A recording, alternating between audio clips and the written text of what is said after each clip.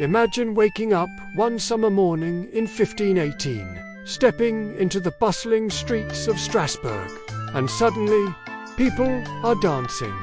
Not for joy, not for celebration, but dancing as if possessed, unable to stop. And soon, the whole city is caught in a strange, uncontrollable frenzy. What would you do? How could an entire town fall under such a spell? Today, we dive into one of history's most bizarre and chilling mysteries, the dancing plague of Strasbourg. It all started with one woman. Frau Trophia stepped into the streets and began to dance. At first, it seemed harmless, a quirky, eccentric display. But hours passed, she didn't stop. Days went by, and then others began to join. Soon, dozens, then hundreds, were dancing, their bodies straining, collapsing, yet somehow returning to the movement. The streets were no longer streets, they were a stage, a chaotic theater of suffering. And here's the strangest part. The dancers didn't seem happy. They weren't laughing, they weren't celebrating. Some screamed in agony, others begged for help but couldn't stop. So how could something so terrifying spread so quickly? And could anyone stop it before it killed them all? By August, over 400 people were caught in this inexplicable mania. Exhaustion, strokes, and some reportedly danced themselves to death.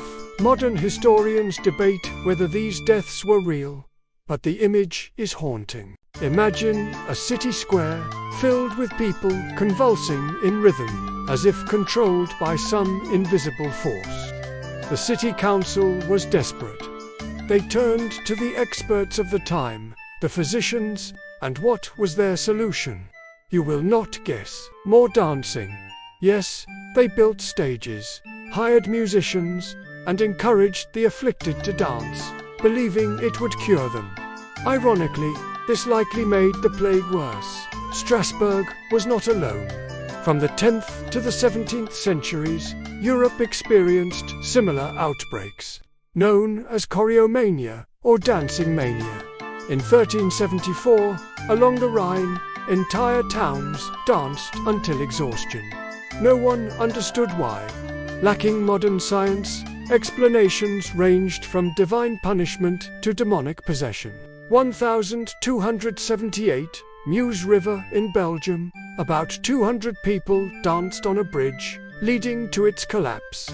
A monk danced to death in 1428, and in the same year, a group of women in Zurich were reportedly in a dancing frenzy. Many were restored to health at a nearby chapel dedicated to Saint Vitus. A group of children experienced a dancing outbreak in 1536. Then further episodes occurred in France, Germany, and the Netherlands.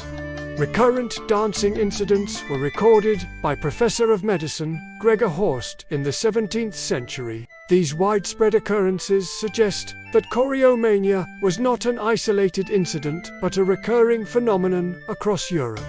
Each outbreak adding to the mystery of this historical enigma. But what really caused it? Historians today still debate. John Waller, a leading scholar on the topic, suggests mass psychogenic illness, a kind of collective hysteria fueled by stress. Strasbourg was struggling. Famine, crop failures, disease. People were weak, anxious, and easily influenced. So dancing might have been the way their bodies were expressing trauma. But other theories exist. Some say it was ergot poisoning fungus in rye bread that causes hallucinations. Others suggest ecstatic religious movements, or even moral panic, as suggested by Sebastian Brandt, a local writer who blamed the dancing on Satan's influence. So, which is true? Or could it be something even stranger? Whatever the cause, the dancing plague reveals a fascinating link between mind, body, and society. The dancers weren't performing for entertainment, they were expressing collective distress in a ceremonial, almost symbolic way. In a time without modern medicine, superstition shaped behavior just as much as psychology. Even Paracelsus, a physician of the era, tried to find natural explanations, theorizing that laughing veins compelled people to move. The search for answers was evolving, but the mystery endured. Eventually, as summer ended, the dancing slowed. Some dancers recovered, others may have suffered long-term effects. Strasbourg built a shrine to Saint Vitus, hoping to prevent future outbreaks, blending faith with desperation. Yet, even centuries later, we are still left with questions. How much of it was mass hysteria? How much was cultural expression? And what does it tell us about the power of belief under extreme stress? The dancing plague of 1518 isn't just a bizarre historical footnote, it's a mirror that reflects how humans respond to fear, crisis, and uncertainty. It challenges everything we think we know about control, the mind, and the invisible forces that shape our behavior. And perhaps it even offers a warning.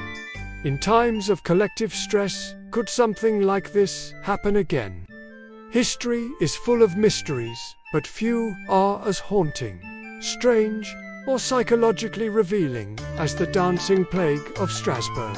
Over 500 years later, the question remains: was it madness, disease, divine punishment, or something we may never fully understand? One thing is certain: this dance was more than just movement.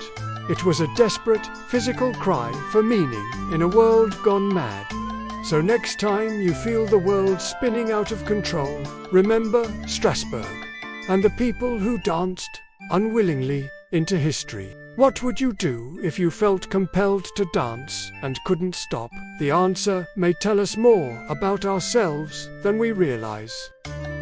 If you want to uncover more strange and chilling real-life mysteries like this one, make sure to like, subscribe, and hit the bell so you'll never miss our next story.